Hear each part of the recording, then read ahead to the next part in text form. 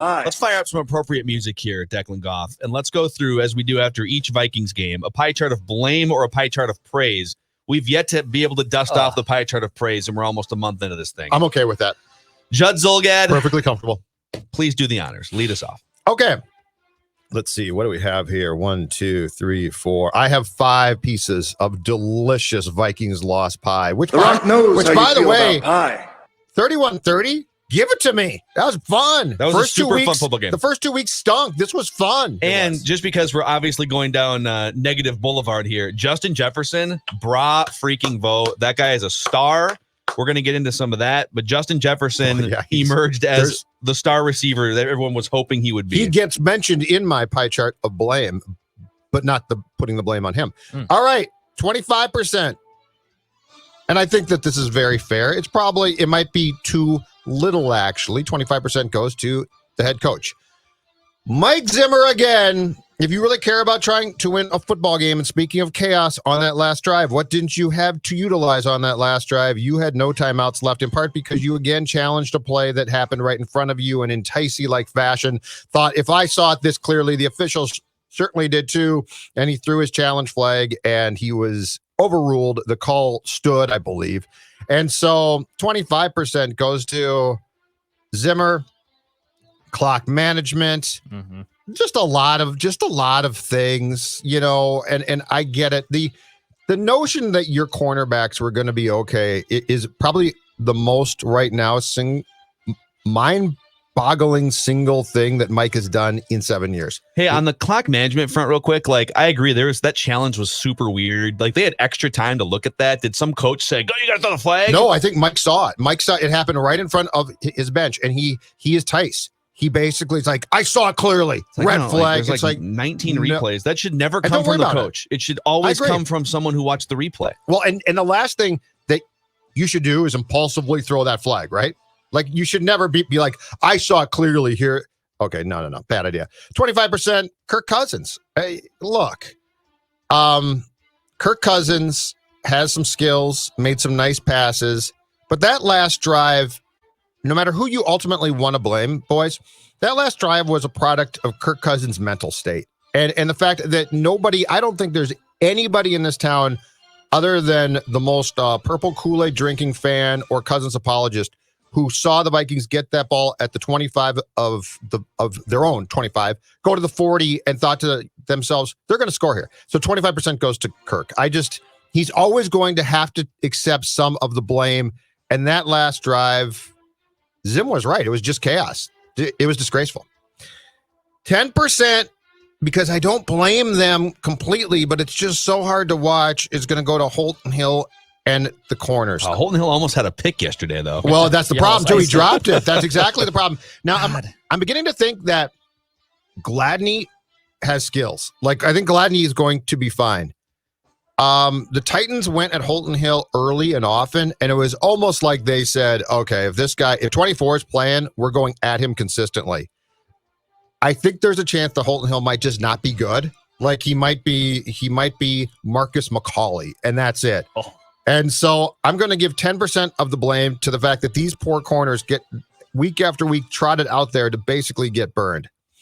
15% goes to offensive coordinator Gary Kubiak because of this one statistic. Justin Jefferson had 2 targets in the third quarter, one of which was a 71-yard touchdown, and was never targeted again in the fourth. That's impossible. Now, even if the Titans rolled coverage and were like, oh my God, this guy's good, let's cover him.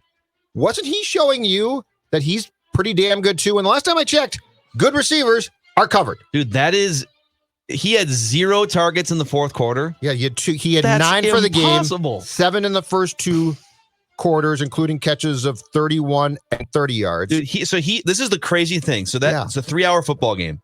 He entered the game at noon as just kind of an unproven rookie guy that he's gonna be out there. We'll see what he can do. And by the end of the game, and I haven't watched the all 22, but by the end of the game, he's literally like 1998 Randy Moss. Oh my God, get the ball to this guy. Yes. Watch him make a play. Yes. And you don't do that you don't go for 7 catches, $175, and those 2 long plays. You don't just BC Johnson doesn't just stumble into a 175. All due respect to BC Johnson. Yeah. who may have just saw his playing time disappear. You know what? He's very important on special teams, Phil. He's a very important special teams player. But so you had 9 targets, none in the fourth quarter when the game mattered most. I don't get that. That to me, it's probably partially on Kirk, but I'm going to assess the majority of the blame and give 15% of my pie chart to Gary Kubiak. Well, sorry to derail again. So on your Kubiak Cousins point there for a second. Yep. I feel like the dynamic in this state right now is when you throw out the Justin Jefferson nugget and say, dude, this guy turned into Randy Moss 1998 before our eyes, and they just ignored him in the fourth quarter. Yep. Most people blame Kubiak for that. Kirk Cousins is the one that takes the ball under center, drops back to throw, and he's the one that ultimately gets to dictate where the ball goes. Yeah. So yeah. Well, and that last pass, that last futile pass, the intended target, Adam Thielen, of course. Yeah. Like Jefferson's on this huge day. And by the way, after what we saw on Sunday, if you're going to throw up a jump ball, like you've got your choice right now, Thielen, Jefferson. Is it really that tough? On 4th and 26, I'm going Freddie Mitchell. I'm going Freddie Mitchell on that play. Well, that was the Packers. Bleep poor defense. But I think I'm going Jefferson yesterday, and they didn't. Okay, that leaves 25% of a pie chart of blame. And I'm going to go back here every week that something like this happens because it is malpractice. Rick Spielman, 25%. Oh, my God. You have replaced Elflein at right guard, who I thought was bad, with Drew Samia, who in the first quarter of Sunday's game, I kid you not, go back and watch the film, sacked Kirk Cousins. He was beaten so badly that he almost grabbed him and is like, just go down, Kirk. And he sacked him. He helped. He deserves at least a half sack on the sack of his quarterback. 25%. I mean, Drew Samia is terrible. Elflein was terrible. Why? You cut Josh Klein and you had no plan. Yeah, I'll give you the Drew Samia stat when it comes back around to me. I'll keep going. So that's your pie chart. Yes. Is that it? All right, speed through it again. Okay, so I give 25% to Zim. I give 25% to Cousins. I give 25% to the GM, Rick Spielman.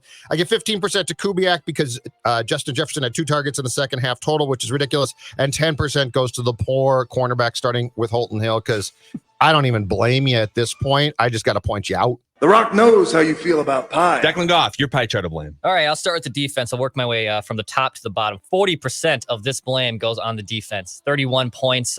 You had them basically cooked in the third quarter, up 12 points. You just got to hold, and you absolutely collapsed. Yes, these young corners have their lumps. There was some moments where Jeff Gladdy made some nice plays, but mostly got torched. Holton Hill was a disaster. Yes, the defense deserves the brunt of this blame. 40% of the pie to the defense. 25% of this pie will go to the Vikings offensive line, who were atrocious. A three-man rush in on that final drive.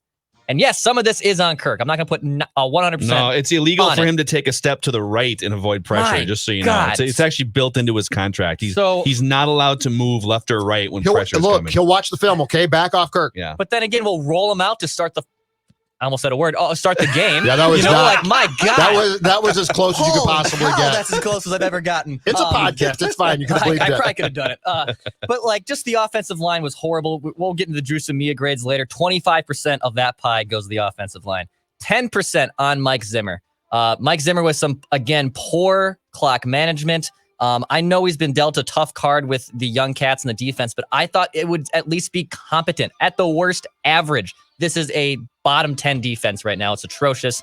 And if Danielle Hunter does not come back after this week, which we don't know yet, it's going to be a very, very long year on the defense. 10% of the blame also to Gary Kubiak. I'm still really confused on what we're trying to do on offense here. Dalvin Cook's not on the field for that series that leads to the pick. Alexander Madison comes in, who I like. I really do like Alexander Madison. I just don't understand the usage of him when Dalvin Cook is running all over the place for almost 200 yards yesterday. And then, go ahead. No, keep going. And then the final piece of my pie will go to Kirk Cousins. 15% of the blame on Kirky boy. I feel like maybe I'm a little too harsh here because he had a decent day. But again, Kirk, rise up, prove me wrong for once. Prove everyone else wrong. Prove the at Score North haters wrong for once, and you can't do it, dude. So running through that pie chart one more time: 40% of the blame to the defense, 25% to the offensive line, 10% to Zimmer, 10% to Kubiak, 15% to Kirk Cousins. I love it.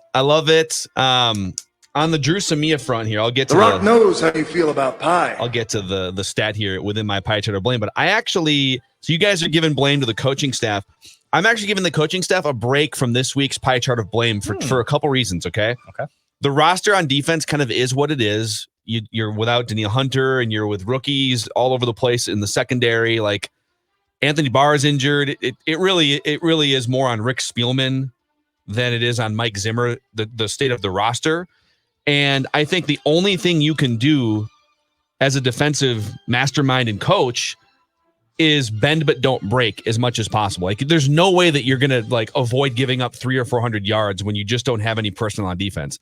I think the coaching and the scheming comes in. All right, once that team gets inside the 25, inside the red area, inside the 20, what do you do to stop them and scheme sort of within the close parameters? And they held Tennessee to a bunch of field goals. Like, this thing could have gotten way the out Titans of hand. aren't that good. No, they're not. The Titans are simply not impressive. But the Titans are a playoff team. The Titans are at least a 9-7, 10-6 team. Yeah, they're not a bad team. They're very plucky. And Ryan Tannehill maybe regressing a little bit from what he was last season, but he's also not a train wreck. Like, the Tennessee Titans are just a solid team. They're not they made a bunch of mistakes yesterday, but they also have enough playmakers to overcome some of those things. And I actually think the Vikings defense, for how little I expected of them, to hold Tennessee to a bunch of field goals and stay in the game, was actually a credit to the Vikings defense. The one thing that I will blame on Zimmer is the hubris to go into the season with those corners was ridiculous, and so it's his fault. Yeah, I mean, I won't fight you too much on that. That's him and Spielman together. Yeah. In that bundle. Offensively, there's things to nitpick for sure, and I will get to one major one, but ultimately they moved the ball. They ran the ball for 226 yards. They put up 450 yards or 60 yards of total offense. They scored 30 points. Offensively, Gary Kubiak turned things around for the most part. So I let the coaches off the hook. Here's the rest of my pie chart, all right? Okay. 3 pieces of pie. The Rock knows how you feel about pie. 30% goes to defensive injuries and inexperience. I'm just kind of bundling all of that into one. They gave up too many points. The main reason for that is they don't have good enough players on defense. And so whether you want to put that on Spielman, Zimmer Spielman, injuries, inexperience, it's all in the same piece of pie to me. It's like a strawberry rhubarb custard. There's 3 or 4 ingredients, and it's over here. It's 1/3 of the pie. But it's spoiled. Yep, it is. It's not good. It's not good. It's been outside for a in week the sun. Yep. And it's going to give you poisoning. 20% of my pie goes to the combination of Garrett Bradbury and Drew Samia. And even just on the last drive of the game, a bad snap in the shotgun formation from Bradbury, and Cousins either wasn't expecting it or it was wide to his right. I'd like to know the truth about that play.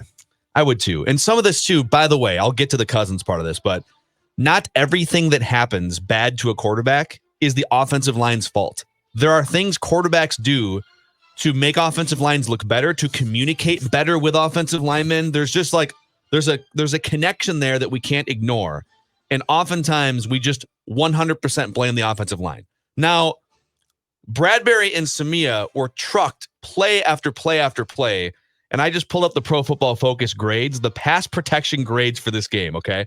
A 1 to 100 scale. Pro Football Focus is basically a real-life Madden rating, and they grade for seasons, they grade for games. Garrett Bradbury in pass protection was 28.8 out of 100, which is awful. One of the worst performances of the season in pass protection. Telling me he's not improving. He's not. Well, he wasn't. He's had better games than we've seen. He's had some decent games. I think his first couple weeks were pretty he's decent. Not rising up to what we were hoping. He was a disaster yesterday. Is what this means. Yeah, that's not good. Yeah. Okay. He wasn't even the worst pass protector on the team yesterday because Drew Samia was a 1.4 on a 1 to 100 scale. I'm surprised they basically said there is no way you could have done worse protecting your quarterback in this game than the way you performed for 3 hours, Drew Samia. I'm surprised. Bravo. I am surprised when you help sack your quarterback. I'm surprised he didn't get a flat out 0. I think that's a 50 ding right there. If you literally he grabbed him, he grabbed him and threw him down. It was oh my god! I was watching on Get TV. out! I saw it too. It was awesome. Get out of the pocket! That was awesome. It's so bad. However, my last piece of pie, 50% goes to the quarterback Kirk Cousins. For the second week in a row, he gets 50%. And I know before I explain why, people are going to be like, "You're always too hard on Cousins." So many people yesterday, just on Twitter and interacting after the game, why are you always picking on Kirk Cousins, this and that? Throw everything that happened in the first 58 minutes of that game out the window, okay? In the NFL, things happen. Sometimes defenses play poorly. Sometimes the game flow dictates that you have to come back or hold a lead. Like a million things can happen in NFL games. Go look at all those games yesterday.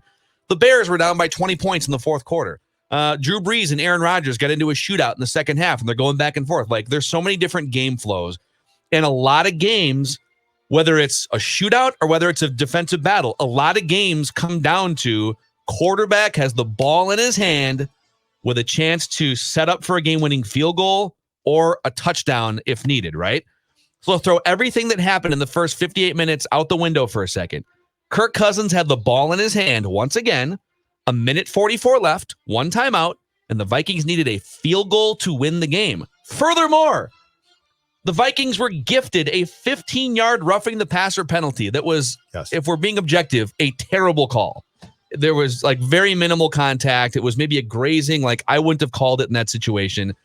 Kirk Cousins got a gift. Now there's a minute 41 and you only need like 25 yards to get into Dan Bailey range, comfortable range to win the game. And you wind up in a 4th and 26. I know people are going to say, well, yeah, but the offensive line, this and that.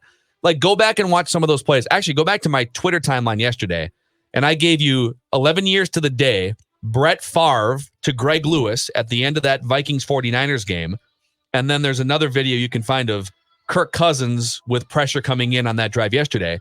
Watch the way Brett Favre moves right of the pressure, steps up from more pressure, senses where the pressure is, finds a spot where he can unleash a throw 35 yards down the field. Mm-hmm. Kirk Cousins does not have that chip in his brain. If there's pressure, the play is over almost all the time. Like he doesn't have the ability to just like sidestep or to give a little wiggle and move up in the pocket. And so I'm so frustrated. Like I know that people are going to say, well, what about the Saints game? But the Saints game, he made a big throw to Thielen. He did. But how many times are we going to refer to like the one time out of 100 actually that this guy stepped up in a spot like that? On that last Cousins pass, which was flat out a Hail Mary pass, okay? With the time left, a good, competent quarterback in that position. So I'm not saying that Kirk can't be good, but if you give a Brady or a Favre or a Rodgers or any of the litany of really good thinking, calm QBs, and what's funny is in the Miracle game, this included Keenum as well. What do? They roll, they look, and then they throw a real pass. That was not Hail Mary territory. That was actually you look down the field and try, because the clock was not done. So that was not a, oh my God, it has to go to the end zone or it's done. That was actually, I got to buy myself time and I have to look down the field for potentially an extended period of time and I might get hit really hard. But what am I going to do? I'm going to make a pass that's a real pass, not an, oh my God, here, somebody just catch the ball pass. And yes, the offensive line was terrible yesterday for the most part. At least 2/5 of the offensive line was just egregiously bad in pass protection. And that matters. And that did impact at least 2 or 3 of those plays on the final drive.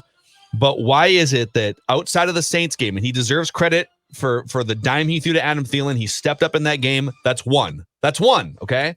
There's a 16 regular season games. There's ideally 3 to 4 playoff games. Right. And there's 32 starting quarterbacks in the NFL. And it's like, we're looking at the one time Kirk Cousins, did the opposite of what we're talking about here. Why is it that almost every other time in situations like those, minute 44 left, you just need, after the 15-yard penalty, you just need 25 yards for a field goal. Why is it that almost every single time it turns into a chaotic mess for the Vikings with Kirk Cousins under center? And people refuse to criticize him. Well, what? I mean, the guy makes a ton of money, and the guy makes the same mistakes time after time in those situations, and I'm tired of it. So, in case you couldn't notice. And guess what? The Rock knows how you feel about pie. It is never going to end. It might end in isolated games, but it is not. But this is him, and this is why I think, in retrospect, now Washington basically was like, "Well, you're pretty good, and we'll continue to franchise you, but we are not going to make a long-term commitment to a guy." He just doesn't have. I honestly think that Kirk's problems, as far as being not just a good statistical QB, but taking the step up to being a good playoff QB that could potentially get you to a Super Bowl.